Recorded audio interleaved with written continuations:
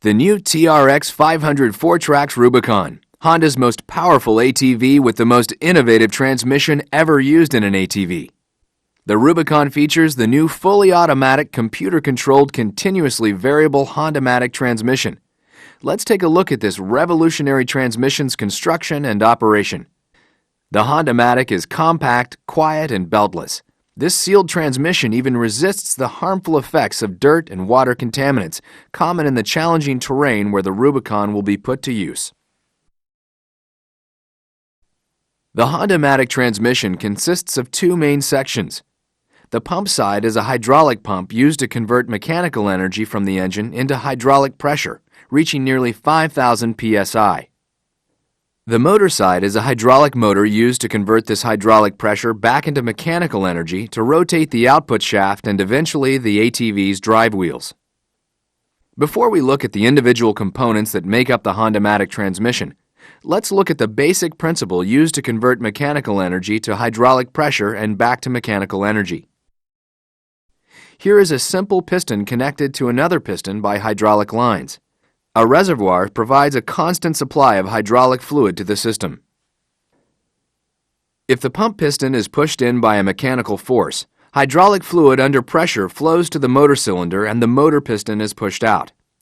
This is the same action that occurs when you squeeze a hydraulic brake lever on a TRX. The master cylinder piston forces hydraulic pressure through the line to force the brake caliper piston out against the rotor. When the pump piston moves back out again, it is replenished with low-pressure fluid.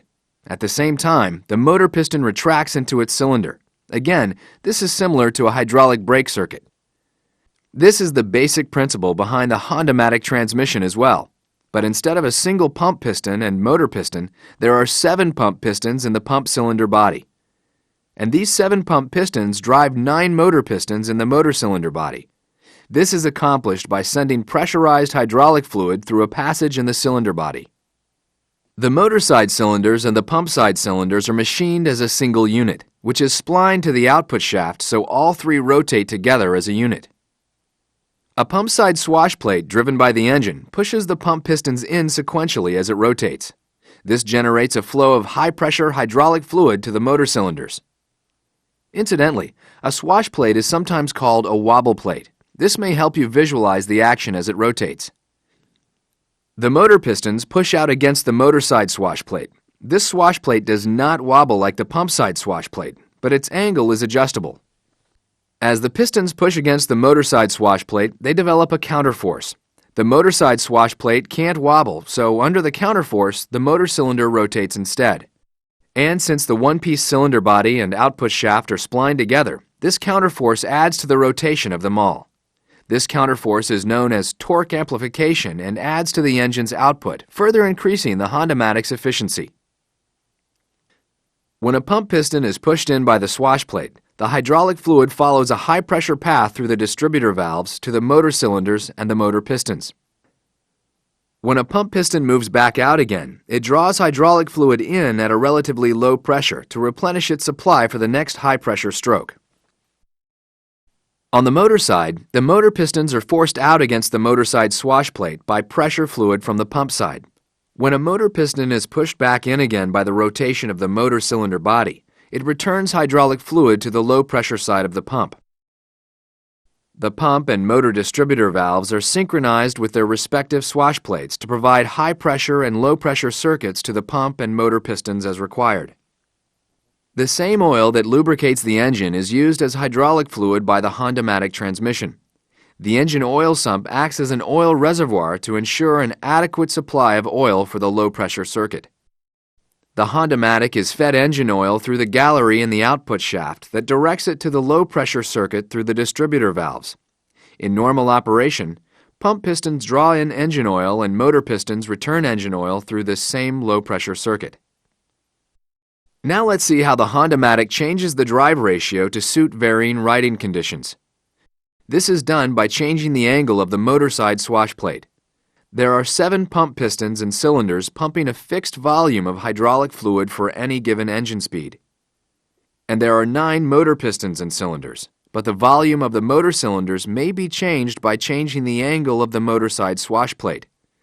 The larger the motor side swash plate angle, the longer the motor pistons stroke and the longer it takes for the pump pistons to fill them. This additional fill time slows the rotation of the cylinder bodies and the output shaft in relation to the pump side swash plate and engine, in effect, providing a reduction ratio similar to first gear in a conventional transmission. As the angle decreases, the piston stroke gets shorter, the cylinders can fill quicker, and the cylinder body and output shaft rotate faster. When the motor side swash plate angle is 0, that is, the swash plate is perpendicular to the output shaft, the motor pistons can't move at all. Now, as the pump side swash plate pushes against the pump pistons, the cylinder body is forced to rotate. The motor side swash plate does not contribute any counterforce to cause cylinder body rotation. The cylinder body is splined to the output shaft, so the output shaft rotates at the same speed as the input, resulting in a 1-to-1 drive ratio, similar to top gear in a conventional transmission. When the motor side swash plate is at its maximum angle, the input speed is nearly 4 times the speed of the output shaft. This means the drive ratio is approximately 4-to-1. Let's look at that again. When the motor side swash plate is perpendicular to the output shaft turns at input speed. As the angle changes, the output shaft slows down in relation to the input speed. Now let's look closer at the individual components that make up the Hondamatic transmission. These are the pump side swash plate, hydraulic pump side of the cylinder body, distributor valves, hydraulic motor side of the cylinder body, motor side swash plate, output shaft, a shift actuator and control motor. The pump side swash plate rotates due to engine torque, represented here by blue arrows. The swash plate pushes in on the pump pistons, which generates hydraulic pressure, represented here by the green arrows. The torque generated on the pump side swash plate transfers the pump pistons and causes the pump cylinder body to rotate. Since the one-piece pump and motor cylinder body and the output shaft are splined together, engine torque shown by the blue arrows is transferred from the pump side swash plate to the output shaft. But that's not all. There's a torque amplifying effect also. The hydraulic pressure generated by the pump pistons transfers from the pump cylinders to the motor cylinders to push the motor pistons against the motor side swash plate. The counterforce from the motor side swash plate to the motor pistons transfers additional torque, shown in red, to the motor cylinder and then to the output shaft. The total torque delivered to the output shaft is a combination of engine torque, shown in blue, and torque generated by the action of the hydraulic pump and hydraulic motor, shown in red. When the angle of the motor side swash plate is at the maximum, torque amplification is maximized and the drive ratio is at its highest. As the angle of the motor side swash plate becomes smaller, the counterforce developed becomes less and torque amplification becomes smaller. When the motor side swash plate angle is 0, there is no counterforce generated in the direction of rotation and no additional torque is generated. Input torque becomes output torque directly without any amplification, and the Hondamatic's drive ratio is 1-to-1 or direct drive. One of the primary benefits of the new Hondamatic is engine compression braking. When accelerating, the engine's crankshaft drives the clutch, which in turn drives the hydraulic pump. Hydraulic pressure from the pump drives the hydraulic motor, which rotates the output shaft and eventually the wheels. During compression braking, the exact opposite occurs.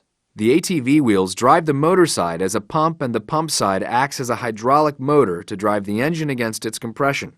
Check valves and pressure control valves reverse the normal low pressure and high pressure circuits in the distributors to produce compression braking. Another interesting feature of the Hondamatic is its use of an electronic control unit to provide the optimum drive ratio for the riding conditions. The system uses electronic sensors, a multi-mode computer map, and a control motor to move the motor side swash plate through its range. The rider can choose a fully automatic stepless speed change mode that selects the required drive ratio as conditions change. The rider can also use the ESP mode to shift the transmission. Thumb-operated switches smoothly upshift or downshift the transmission to predetermined drive ratios without any shift shock. Reverse and neutral are selected mechanically with the shift lever. They are not incorporated in the Hondamatic unit, but are housed separately in a sub-transmission. The Hondamatic continuously variable transmission provides rugged, reliable operation for the challenging conditions Rubicon riders seek. The Rubicon rider has the choice of using the electric shift program or the Hondamatic transmission options to meet any riding condition.